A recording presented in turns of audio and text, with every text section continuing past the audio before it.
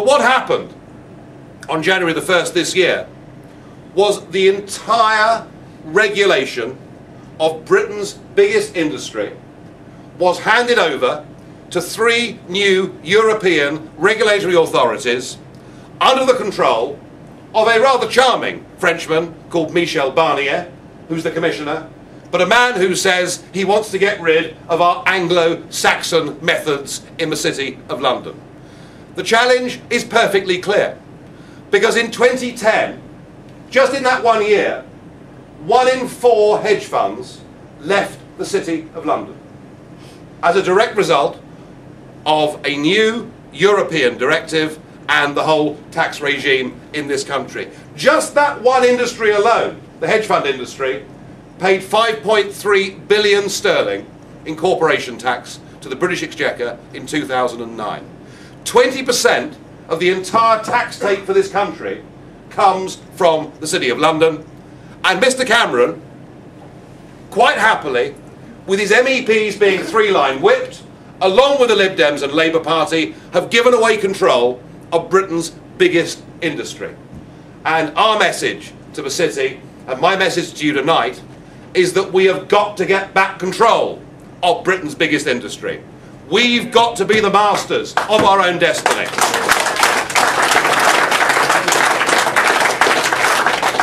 And the future, our economic future as a trader, isn't going to be European, for goodness sake. You know, Europe last year accounted for 18% of the gross domestic product of the globe. It is estimated in this age of globalisation that by 2020 that will have fallen to 8 or 9%.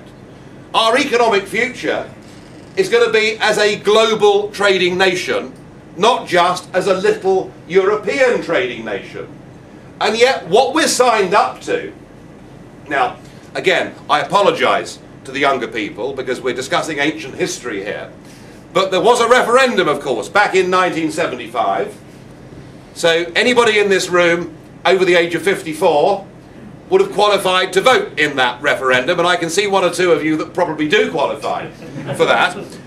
What you were told was that you were joining a common market.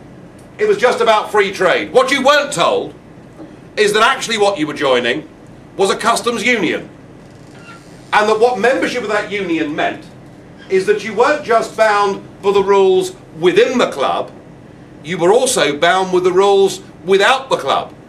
Here we are, the world's 5th biggest trading nation, with the benefits of the English language, with the benefits of our merchanting history and background, with the benefits of a city, with the benefits of being in the middle of the world's trading time zone.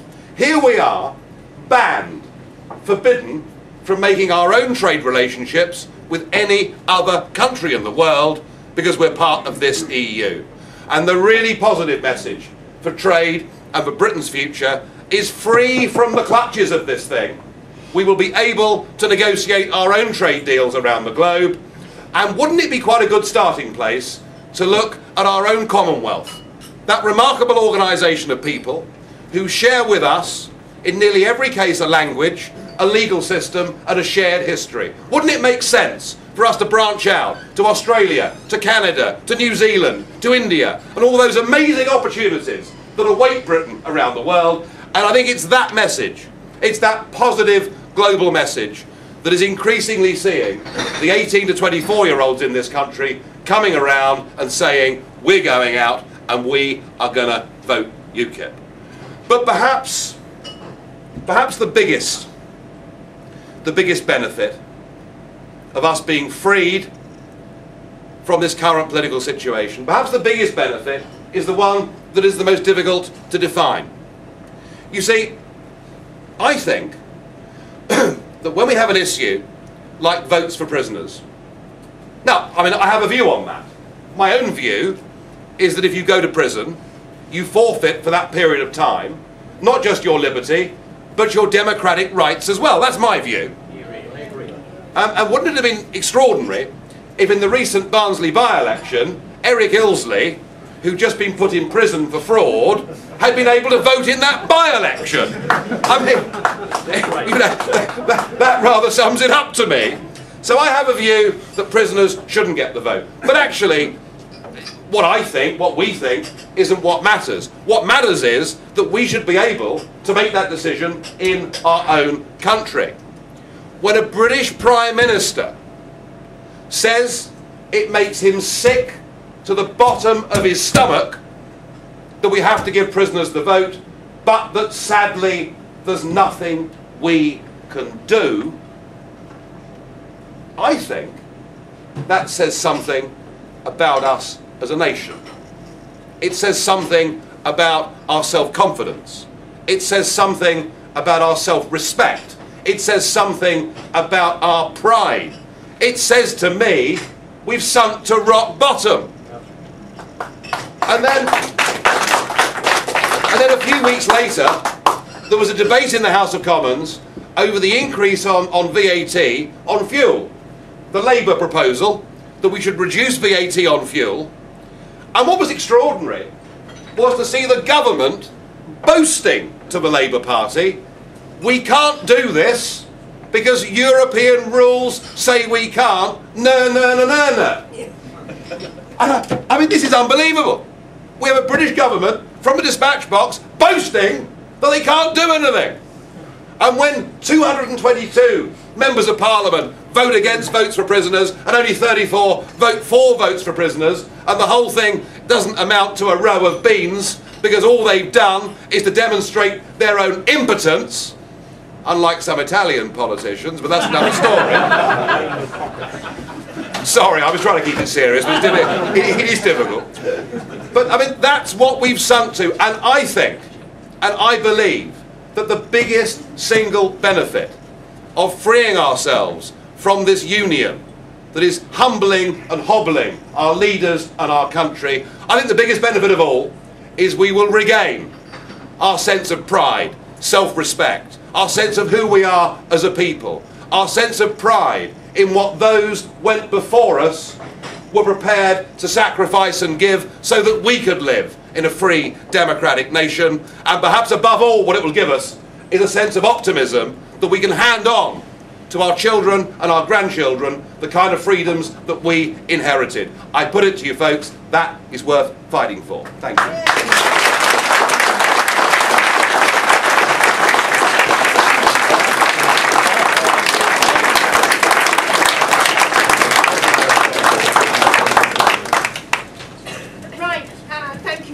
Nigel, that was excellent. I'm going to now throw this open to the audience, so if any of you want to ask questions, please address the table and I will ask Nigel to answer them. So, the gentleman with the blue and white stripe. Good evening, Nigel. Brian Mooney, pleased to meet you again. I think that UKIP could get a lot more support if it pushed on two policies. One, energy, because under EU policies our lights are going to go out in a few years' time. And secondly, this week there was an EU transport white paper out which is pushing for road pricing for all vehicles everywhere. I think UKIP would do very well to highlight those. What do you think UKIP could do?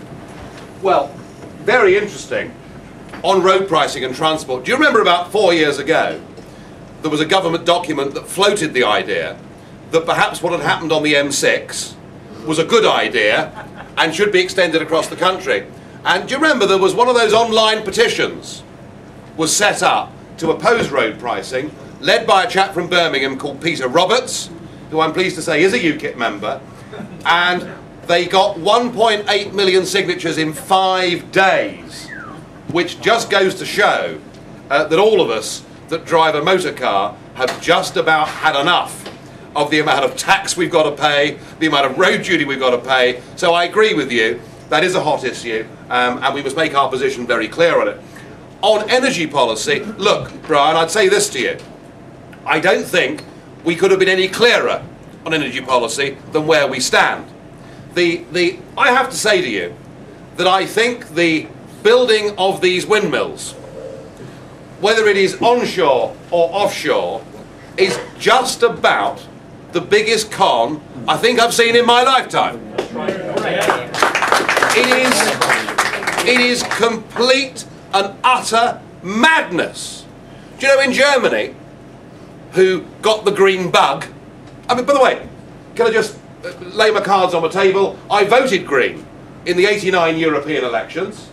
You know, I want us to control pollution. I want us to look after the environment. What I don't want is this new lunacy that poses as green. Now, the Germans got this disease before us, and they have now constructed 22,000 wind turbines in Germany.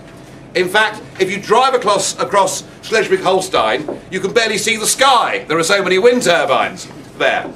But of course, what's the point of building 22,000 wind turbines when the peak demand for electricity comes in January or February, where very often there's a great big anticyclone sitting over the North Sea with fog and frost, and not one of the 22,000 turns. So as a result of that, the Germans are currently constructing, I kid you not, 15 new coal-fired power stations because they have to have the backup when wind energy doesn't work.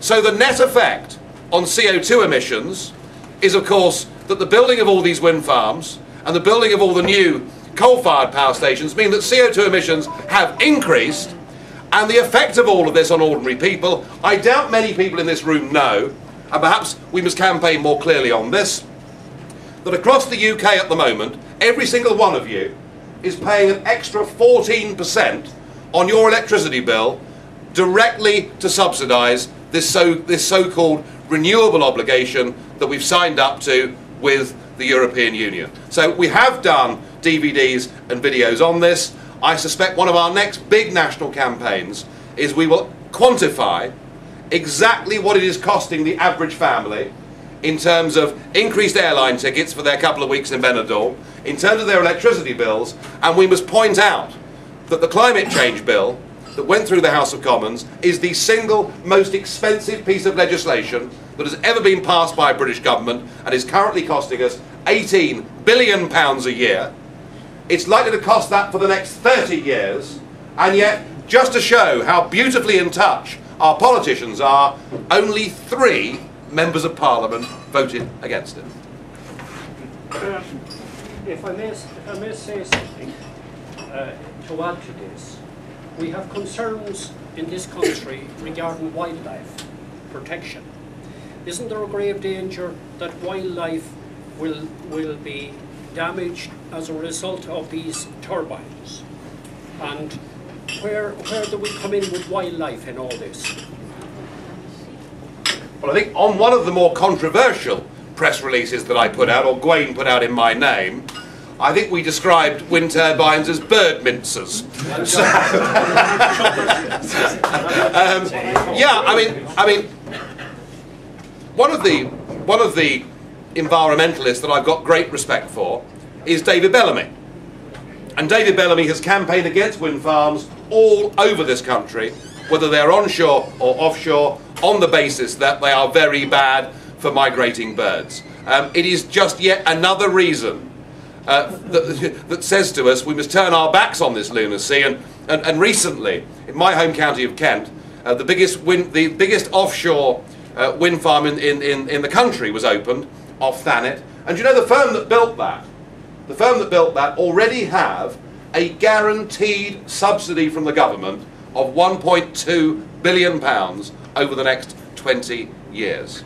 No wonder Nick Clegg's wife is a non-executive director of one of the wind turbine companies. And isn't it true to say that Sorry, wind turbine... I think we'll give somebody else a chance. Thank you.